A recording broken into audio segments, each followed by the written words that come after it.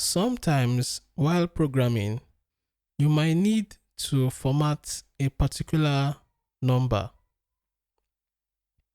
For example, we have this variable called pi that holds 3.142, of course, representing the mathematical value for pi. There is a class called DecimalFormat belonging to Java. We can create an object of that class by saying new decimal format. Now we pass in a string to the constructor representing the format we wish to create or the format we wish to apply on a particular number.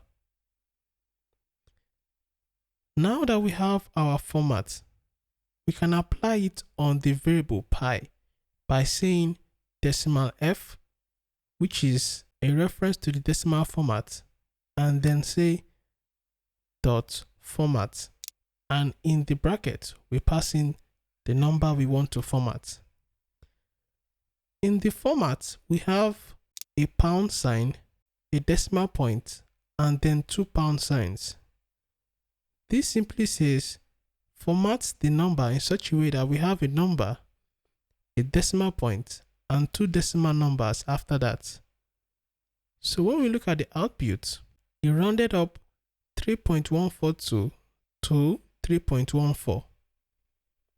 Had it been the number was 3.147, it would round it up to 3.15. When we run that, we see that that is the case. So this helps you easily format numbers without having to do some complex manipulations. We could put a $sign in front of the format. What this tells Java is, when you format the number, help me add a $sign in front of it. The pound symbols here represent the numbers.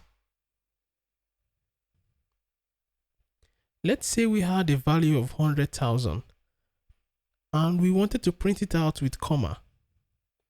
We could have a pattern with 6 pound signs and put a comma after the first 3 pound signs. With that, when we format the number, it will print out 100,000 and put a comma after the first 3 digits. You could add a $sign as well in front of the number.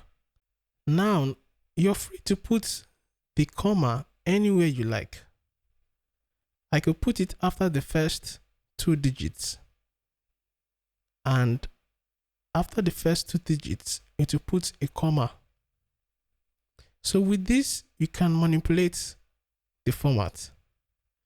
I could even add ending zeros. Let's say after formatting, you want to add ending zeros. I can add that in the format so that when you print it out, it prints $100,000 and adds 2 zeros as decimal numbers.